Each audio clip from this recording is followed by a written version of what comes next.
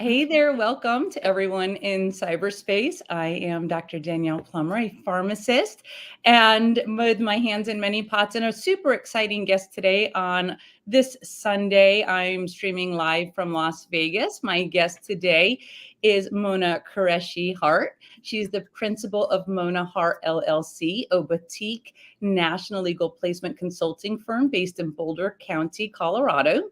She's a former practicing IP lawyer, a mom, a gardener, which is our topic today, relating gardening to your growing your life in general, and a widow, unfortunately, who has since been, though, remarried.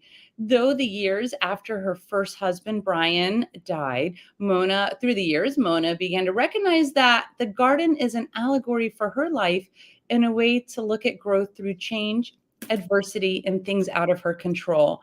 She began to apply the lessons she learned in the garden to her whole life, personally and professionally, identifying and appreciating the constant rebalancing between her personal and professional lives, and being okay with where she was in the moment, managing and honoring change, punching for resilience through failure or unexpected outcomes, and acknowledging that success comes in several forms of growth and learning. Mona is a graduate of the Franklin Pierce College of Law at the University of New Hampshire and the University of Michigan.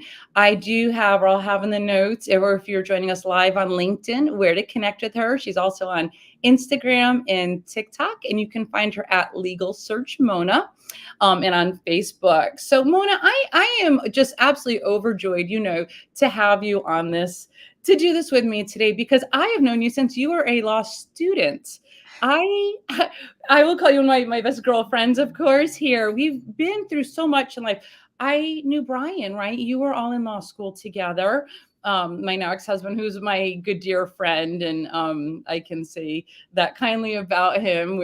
We've raised 3 children together. I was pregnant with my first when you were in law school and had hyperemesis gravidarum. I was so ill for 9 months of those 3 years. All of you were in law school together, and through life, we've had so many challenges, and you are literally like the most resilient person I know.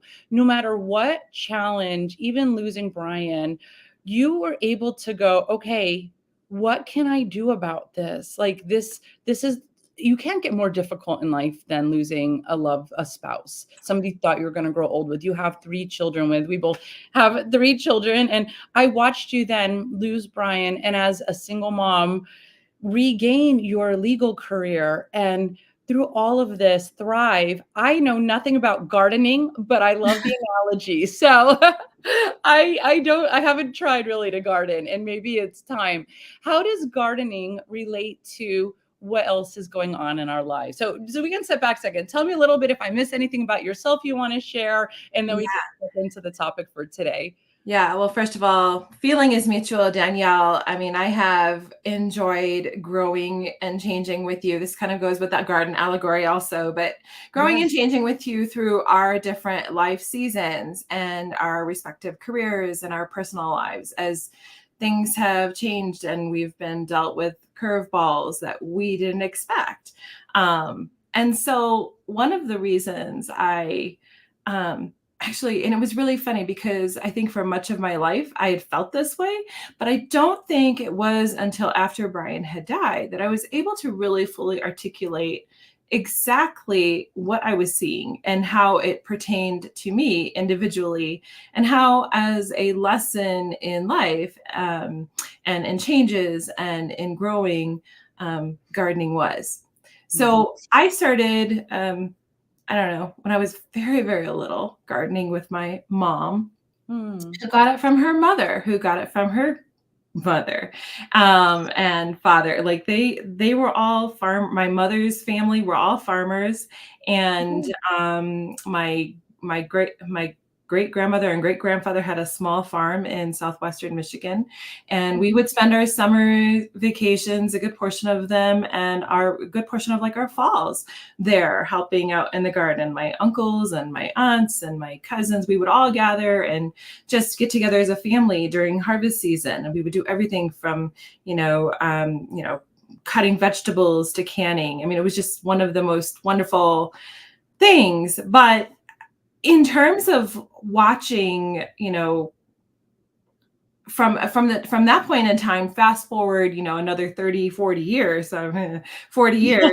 So, You're um, babies, it's okay. yeah, it was a habit that, gardening was a habit, is something that I really enjoyed doing, not just for me, for the food itself, but just for the very practice of it, because I think the garden presents us with challenges. We all start with a great idea of what it's going to look like. We have an idea of what our lives are going to look like. We have little seeds that we want to plant that are going to be our ideas. And as time goes on, we, look to nourish our plants, nourish our vegetables, our fruits, or whatever we're growing, with love, with, the sun, with rain. And, comparing that to real life, like what are we doing? We go to school, we get a job, we work our way towards things, we get married, we have a family, work our way towards, developing as a family, like all these different little subcategories of our lives that we just have ideas about as we set forth. And there's nothing wrong with that. That's actually great. It's great to have goals, it's great to have ideas. But what we've learned, through death, through divorce, through, other things that happen in our lives that are far beyond our control, just like the garden, you have drought, you have rainstorms and floods, and, sometimes just seeds just don't take off. Sometimes they are, you see your plant is beautiful and it's doing really, really well, like here in Colorado where I am, and you finally like make the plunge and put your little seedling into the ground in the end of May or early June, and a hailstorm comes and it just devastates or freezes, changes everything that you had planned or had seen that your garden was going to look like. In real life, yeah, death, divorce, firing at it, being fired at a job, or changing, careers, having children, all these life changes. We have to learn how to adapt and how to still somehow, when we maintain that little seed of resilience, how to keep going, that little motivation piece of it all. And having that in mind and realizing that all these things are happening that are beyond our control. Sometimes also we might be exposed to something. So for me, and for you, actually, I've seen this in you, Danielle. We've explored career changes, right? We've changed careers later in lives, and that's kind of really cool too, because we've been able to be exposed to different ideas and different things. You see that in a garden, right? You have one plant and another plant, and then they get cross-pollinated, and then they become something new. That's also part of adaptation. So when I talk about garden as allegory, it's not just the usual, what you would hear from gardeners. The garden teaches us patience. The garden teaches us everything there is to know about life. And so when I was sitting there after my husband had died and I was working in my vegetable garden, and I had I'm a much bigger plot now, but I had a small vegetable garden at home. I now have a community garden plot. I just remember thinking, wow, okay, so first of all, it just the action of it keeps me present. I get really excited, just pulling weeds can be kind of cathartic and is as stressful as it might sound. Once you're into it and you start breaking it down little by little, it can be a real, you can get to a sense of accomplishment, breaking it down. So I don't know. Now I've kind of gone off on all these other little micropaths, but yeah. But that's life, right? There are these micropaths. My thing is, I think I don't know if I'm the opposite of most people. First of all, I had to laugh when you talked about career change. I joke I'm like the queen of career changes. I've literally been, right, a professional ice skater, a hotel manager, a decade as a Marine Corps spouse, pharmacist. I work in medical affairs now, right? I do consulting, literally. So, and that is your garden. And interesting, as a military family, when you move, depending what climate you're in, right, your garden is always going to change. And what can you do to nurture it? But I also love how you say, we say plant that seed. I use that phrase a lot. Plant that seed. Maybe now's not the right time, but plant the seed in the back of your brain. I work with a lot of people who believe in that what you think becomes your reality with the right actions taken. Yeah. And my parents, not too long ago, were cleaning out, hopefully they'll continue to clean out their garage. And they gave me this box of stuff, a few boxes of stuff of mine from when I was a child. And I saw, there I was in my high school, going back to my high school brain from all this stuff they'd kept from my teenage years. And it literally said, like, it was an interview with our high school newspaper, and I was like, I'm going to tour with the Ice Capades. And lo and behold, I did. Now, again, it's aging myself because they folded a very long time ago. But like, plant that seed. I used to joke that someday I'll be a pharmacist. I'm a third generation pharmacist. I knew it's what I wanted to do. That seed was planted decades ago. So just like your garden, though, plant that seed now. And where do you want to be in your career? Since the main the tenets of this is on LinkedIn, like, where do you want your career to be? And sometimes we don't know, though. Those pivots have to happen. You also mentioned the challenges I've seen in the past couple of years. Doesn't matter what industry, whole departments be let go at the blink of an eye.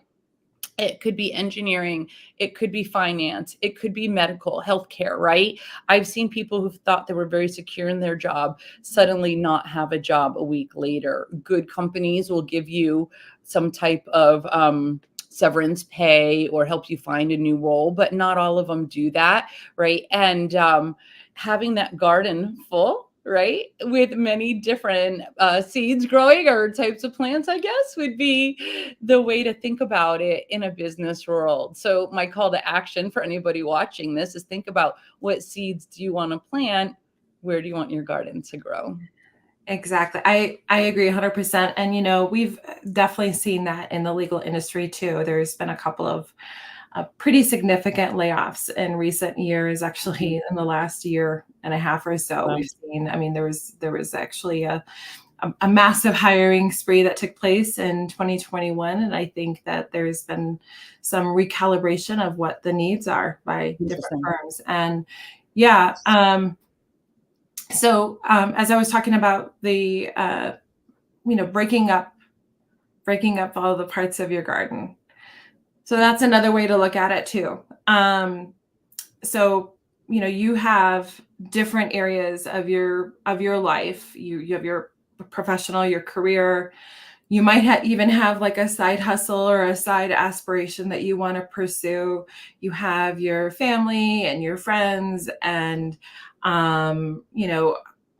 whatever other hobbies or interests you might have. And one thing to consider is making sure to work on and this is not necessarily a call to action to add more weight to other people's already overburdened lives. But sometimes we do become overburdened because we get so overwhelmed and so devoted and into one area of our lives instead of recognizing that we need to be paying attention to the other parts of our lives as part of our mental health, right? Work is not everything. Our professional careers are not everything. The real dream, it could be your work. The real dream, it could be your side hustle or, aspirations to start a business of your own or something like that. It could also be that you want to have a marriage and a family. Your dream could fall in any one of those categories or all of them for that matter. But being able to address and nourish all those interests, all those seeds that you had mentioned, plant the seed, whether timing, with the timing, paying attention to timing, being able to nourish all of those and take care of all of those is always a good idea. The reason being is if one of those fails, you might have 4 or 5 here that keep your support network up and running. They are, I don't know. When my first husband died, not only was he my husband and my best pal, he also was my business partner. We had a small IP boutique law firm here in Golden, Colorado. So two parts of my lives were completely shattered. He also was definitely part of my family, like, right? So he was the father of my kids. So 30 parts of that. Mm. So the one thing that I was grateful for, that I was able to keep nourished during that, and I had like really one, we're girlfriends like you, friends, community. They gathered around us. I had always kept close ties with friends. Like that was really important to me, from college and law school, high school onwards. I mean, just I have lots of wonderful relationships with women and men that I met that professionally and personally that recognize when things were south. They were there to kind of help keep me motivated. So having that multiple areas of your life that you continue to nourish all throughout your career or through your whatever choices you decide to make, whatever makes you happy about your life, having multiple areas nourished really matters. I mean, another good example of that would be, well, when I was married, I was definitely more, I definitely worked, but I also was definitely more focused on my family, more focused on my children and their lives. And I had found myself increasingly unbalanced as the female partner in my relationship who was taking on more of the burden of the household duties, Mhm. even as I was doing, work. Even as I was working. And it was very, very tough for me to express my needs and be able to say, you know what? Um, there are other areas of my life that I was neglecting. I was not doing as well, like taking care of myself health wise. I was not taking care of Mhm. myself in terms of nurturing more interpersonal relationships. And professional relationships were great, but personal relationships and I don't know. I joined a tennis team after my second child was born, and that made such a difference in terms of my Mm. overall happiness, both in my personal life and my professional life. I mean, so there's different ways we can and should be looking at our lives, like being okay with stepping away with the thing that we're most devoted to, and then realizing that there's more to us. We are multidimensional people. Mona, you have the coolest activities. I swear. I was like, how do you always find time? But it's interesting to hear your journey. It isn't always easy. And that's where you go, okay, I'm focusing too much here or too much there. How do you find that balance? I think women in our society today, and this is not this chat's not just geared towards women. You brought in that Mhm. men garden too, right? Need a Yep, garden too. yep, But yep. women, decades ago, you were told you're going to be a stay-at-home mom, a wife. That's your role, your lot in life. We were Um, told that last week, Danielle, but anyways. Anyway. well, you broke barriers. I was thinking about this, and it wasn't what I was going to talk about today, but you broke barriers. Your undergrad is what, engineering? No, actually, No. no, Okay, not at sorry. all. There's so many engineers in that law program. I don't know. Yeah, yeah, no, but you know what? In terms of IP lawyers at the time, Yeah. we still were fairly small amount of women in the IP world. Right? And And yeah. it's interesting when we look back in the 80s, 90s, 2000s, it just seemed like women, like, I don't know, we felt empowered. I feel like we felt empowered. We did. I said, I'm going to tour the escapades, or I'm going to be a hotel manager, or I'm going to be a pharmacist. Like, I didn't know at the time that would come to fruition, and they all did. But now it seems like to be a big deal. For whatever reason, women have stepped away from STEM type work, and now where there's like this push to get women back into this, where it wasn't a big deal made of it then, we just did. So I think that's really interesting. But I want to pull back to when you're talking about the different activities, because you just last week were in an improv show. Tell me about this. Yeah, I was in a couple of improv shows actually. I need Um, to see you. well, years and years and years and years ago, now going back, I'm going to reference one of our mutual friends, James Judd. We went to Uh-huh. I went to law school with him, and actually, he just gave the commencement address yesterday at UNH Law. Oh my Yeah, which was really exciting. James had a prior career to law as a comedian. He's since gone on to do a number of things like Snap Judgment on NPR and whatnot. But he had done a small stint with the Groundlings in Los Angeles, which, produced, people like Kathy Griffith. And I just thought, wow, it was so fascinating. I didn't know too much about improv, so to speak. God. But I, a couple of years ago, we had a community class right here in my little town outside of Boulder, Colorado. And I thought, you know what? The idea was in the back of my head years ago to try it, to consider it.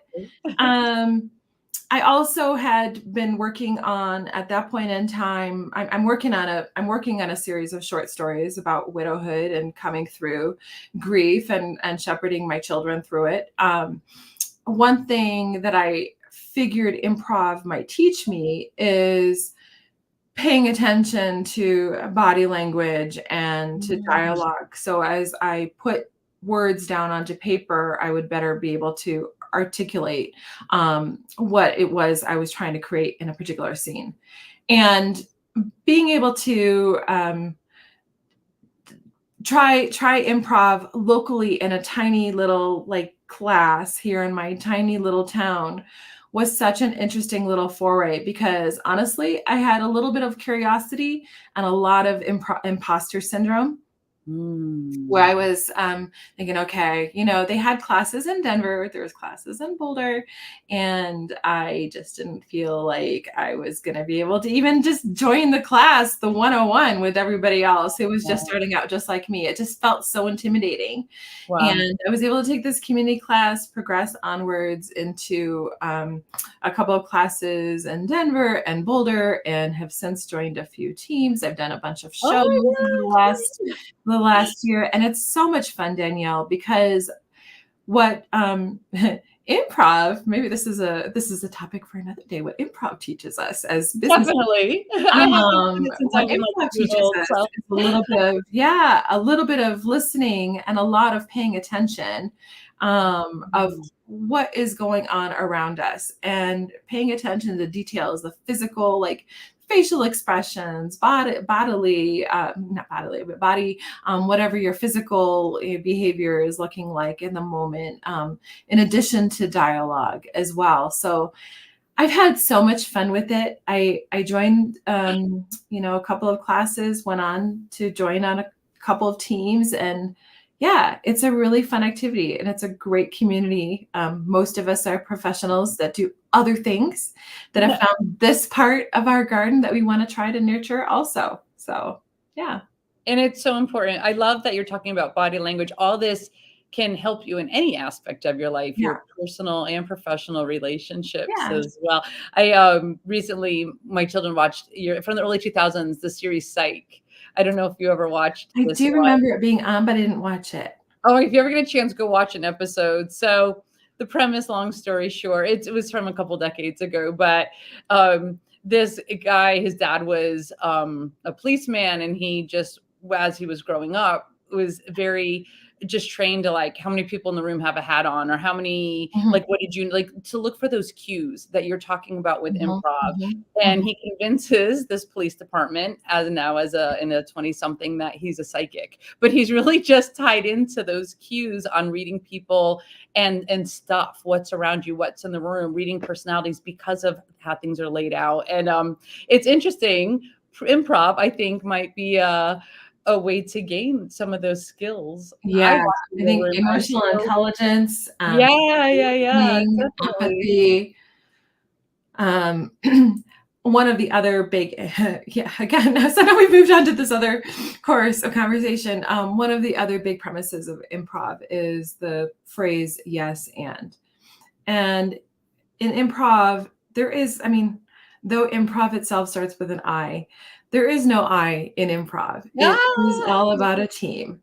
It's about working with, developing, and building something Okay, so I guess maybe there is a little gardening allegory here too, but you're gardening, like where Definitely. you're building on each other. So when somebody presents an idea to the audience, the person beside them, I'm simplifying this quite a bit, so I'm gonna, the person beside them, or persons that join them on the stage at whatever it is at that point, they're basically doing what's called a yes and. They're building on that idea. Even if all of them had their own little ideas that they wanted to bring on stage, the Mm. primary goal at that moment is to yes and whoever brought something out first. And then they can bring their idea on, so long as it's not necessarily contradictory or doesn't, totally stamp out that first idea.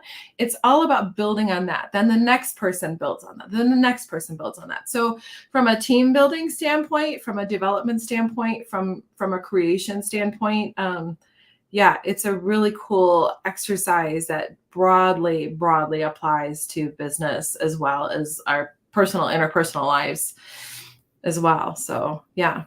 And did that help you overcome? You had mentioned you had imposter syndrome walking into that first class. I did. I think at this point in time, I have overcome a little bit of that imposter syndrome. I think because here's the thing, we all are starting from one place, right? Some of us have more experience than others, but I'll tell you what I learned is that the more experienced people took us under their wings. Love it. And, we were able to learn and listen just because we had those basic premises. I mean, and then there's certain improv games and certain formats that we learn along the way, but more experienced people take us under. And now that I've been doing it for not quite two years, so I'm still fairly novice, I'm able to take I just took a 101 class just to go back to the basics, even though I had taken a class like that at the very outset almost 2 years ago. And in that class met a number of really talented, smart folks who, again, I mean, improv is part of their, additional work that they do besides additional stuff that they enjoy doing besides work and whatever else that they do in their lives. And I've taken a few underneath my wings, and I know that they will take people underneath their wings as time goes on. It's a really cool community. I've really enjoyed it. I love this. And this was the whole reason I started Motivation for Mondays, was because I've been getting messages on LinkedIn for a number of years now going, oh, how do you stay so motivated? Can you mentor me? How did you get that job? And it was interesting. And I realized everyone in my life, it takes me under their wing, supports me when I need that support, and I'm there for them when they need it. And to have a long time girlfriend like you, which I'm just so grateful for. And it's interesting. I mentioned being a military spouse. Everywhere I moved, you talked about the right timing on different things in your life, be it your career, your personal life. And I've had a lot of girlfriends or male friends as well, where I don't see you for a very long time, but when the universe needs us for each other, right, we're there for each other. And I'm so grateful, just because I sometimes joke I'm not a good girlfriend because I don't reach out. I'm not there maybe on all your birthdays or touching base and checking in on you, but I am there for you when you need me. And you know that, Mona, and I think my other Likewise. friends know that Yeah, too. likewise. I mean, again, we've got a lot of things that going on in our lives, right? And so we still nourish those things. We still check in on each other. And yeah, and here's the other thing too, is we've gone through so much. And in our deepest, darkest moments and in our most joyful and exciting moments, we've been there for each other, and we have been able Absolutely. to touch base all in between those periods as well to kind of just keep each other going. I mean, it's been really kind of neat. Um, and it's a gift. It's a gift. So It I is a good, read, yeah. you just mentioned a few moments ago about all these people. Like I just read a quote the other day, and now I'm having a moment trying to remember who said it, but it basically said, we are a mosaic of all the people that we have met in our lives. Mhm. So all the influences, all the changes, all the different things. I mean, okay, so I'm just going to bring it back to this garden allegory.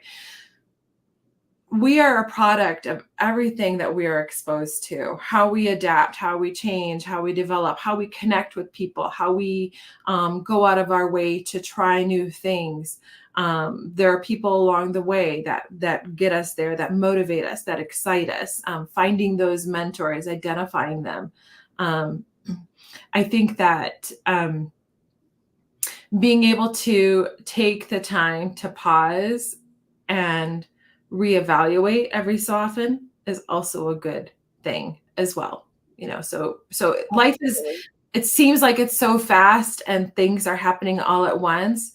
Sometimes we just need to hit pause and see what's happening around us. Sometimes it's a girlfriend like you. Sometimes it's a old professor that we went to school with. Sometimes it's our sister or brother or our husband or wife or whatever it is that we've seen in our lives that gives us that little bit of motivation to just keep going. But we have to be able to sit down, pause, breathe, stay present, recognize and be grateful for what we have around us, and then Absolutely. figure out the next steps. And there's so much good all around us, and I want everyone to remember that as well, because it's Yeah. easy to get bogged down with whatever's on your TV or computer headline, right? News headline. So Yeah. focus on, like you said, what do you have in your life right now and be grateful for that. And Mona, I know very little about the legal field, even though my ex-husband's a lawyer, my daughter's a lawyer, my sister works in the legal field. Tell me about what you do right now, being a legal recruiter. hmm So my job as a legal recruiter, this is it's a fun job for me because I made the choice after being a trademark lawyer for a number of years to go into legal recruiting. Um, initially, I wanted to be a literary agent. I remember that. When I graduated from law school, I Yeah. actually had a job at Yeah. William Morris in New York City. I don't know if I can mention that, but I had a job there Right. in New York City working in their foreign rights department. It was a dream job, but also I moved across the country with Brian, who became my first husband, to the Bay Area, and that was not the right place to find a literary agent job. So I became a traditional lawyer. Fast forward, time goes on, continue on, traditional law. Brian's gone.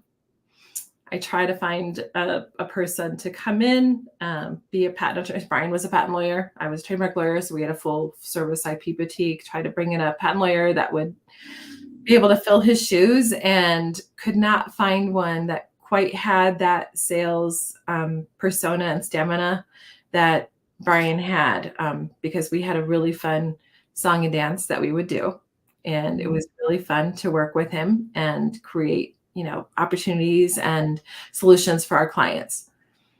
Devastating. Okay, so we're going back to the beginning of this conversation. Devastating, both personally and professionally. Couple years go on after he's gone, and around 2017, so this is about 5 years after he died, I found myself completely just not happy with where I was in my career at that time. So again, things beyond our control, recognizing the different little bits of our lives that were pollinated along the way as we go. And I started thinking back to when I really had an interest in being a literary agent. So I started exploring the idea of agency work, whether it was sports, literary, whatever, realizing, what, I had a great background in law, and recognizing that recruiting and placement in law was very much akin to some of the agency work. So there was that. I also recognized, what did I love the most about my work as a trademark lawyer? It was getting out, meeting people, getting to know their interests and their motivations and their ideas, working with people who were developing their businesses, whether they were really small or really large, identifying strategies to help them grow, getting them to a point where they could put their business out there and be known for, whether it was their particular shoe lines or their clothing or their, I did food and beverage. I worked in fashion. I did a little bit of software. So kind of just working on across all these lines. The things I loved the most, yes, was going in to meet them, devising strategies for their growth. Did I love coming back home and doing all the paperwork and sending it to the USPTO? Not as much. And I think that's one of the reasons why I love recruiting so much, is it gives me an opportunity to get to know the people that I'm working with on both sides. So I get to know the attorneys, paralegals, C-suite executives that are looking to make a change in their lives. I can use some of my previous knowledge as a lawyer. I've worked in a tiny little boutique. I've worked in Big Law, and I've owned my own little boutique. So I've got a little decent perspective. I was decently active in the IP community. And so had like a little bit of basis to work with, building those relationships. Going into recruiting, I had to learn a few more new relationships, right? That not necessarily the same people. They weren't the partners that I went to law school with anymore. Now I was dealing with in-house recruiting teams, whether they were in-house in a law firm like your sister, or working with them in-house in a corporate legal group, getting to know them, getting to know their motivations, their ideas for growth. What do they want to do? And, and it's fluid, right? So anytime, they find that they have somebody that they're in some sort of role that they want to hire for, it's because somebody's brought a new business. It's because somebody's, wanting to explore another client. It's sometimes because people have lateraled out of the firm. We don't know. We don't know what those motivations are. But it's fun for me to learn those and then go either, searching for candidates. Oftentimes, more often than not, my candidates are by word of mouth. They've come to me like a long thread of prior placements that, send me other candidates that they want to introduce me to. It's getting to know those candidates, those attorneys, those paralegals. What is it that they want to accomplish with their lives? Identifying places to work where it means that growth would be the next step, right? So I would never put somebody in front of a firm where I knew that it was going to be, unless I knew for sure that the firm had incredible growth and mentorship opportunities and avenues for, leveling up, moving forward. Whether there or going in-house, if they have a track record of candidates going in-house, or candidates, or not candidates, but of attorneys going in-house, or attorneys progressing onto partnership and into leadership roles. Those are the kinds of firms that I want to focus on with my candidates that I'm working with. But I pay attention to what their aims are, what their interests are, and then try to create matches. And kind of like what I did as an IP lawyer, right? You're kind of developing growth, getting them moving forward and getting them thinking about what it is that they want to do in light of their whole careers or their whole lives, for that matter. What is their family? Like, do they have a family to have to consider as they make these kinds of decisions? So I've heard many times, and again, I am not in the legal field at all whatsoever, very removed from it. I've heard many times that it's a difficult field for women, or even for that matter, men who want to have children and be involved in their children's lives, and to listen about your career path, having watched you through it, right? You just have to keep pushing and pivoting and finding that space. If somebody wanted to reach out to you, how would they find you? I mentioned a little bit at the beginning, but how do you connect? Can you mention word of mouth? How do you, like, if you're a lawyer, is it like a new grad you work with, or somebody who's established and just looking for a change? Yeah, I mean, if they're looking for a change, they're established. If they're looking to try something, maybe, I mean, it's hard to pivot deeply in the discipline, unless there's some translatable skill within, to translate skills from one discipline to the next can be tough, like, right? I mean, it can be, but for the most part, yeah, established lawyers, with at least 1 year of experience. However, that being said, there are a number of, law students that I've worked with and Okay. help them prepare their resumes and stuff. And there's no, I mean, that just Wow. makes me happy to be able to work with our more junior up and coming attorneys. One thing you did say, just real quick about women in the workplace when they get to be more senior. I have definitely seen where women have had to step away. I mean, we tend to shoulder away. We tend to shoulder a little bit more of that burden of child rearing if we decide to have children. That being said, there are a number of law firms across the country, and it's mostly larger law firms because they have the financial resources to do this, where they have created returnships, which are paths to returning to work for women. And I that did is not know this. This is so not cool. around after I had my Woo! children. So this is something, Yeah. it's kind of a more recent phenomenon in recognizing the talent that women bring to the table, but then find themselves left behind. We have also had some really interesting markers in the last couple of years, markers and measurements for women in leadership to be, to have a certain percentage, 30% women in leadership at law Ah, firms. But the really? only way to get there is to maintain them, to retain them throughout the courses of their respective individual lives, including child rearing years. So there are a number of law firms that are working on that. But yeah, I love hearing this. and I'm happy to talk about that with anybody else out there that is interested in having that kind of conversation. I mean, this is something just because I know the industry, that's legal industry, but I'm also happy to work with women who are interested in returning to work after taking time off, to return to whatever their respective careers, and giving them strategies for return to the workplace. So the way to reach me, you've got to, I have communities for you that you need to speak to yeah, for sure.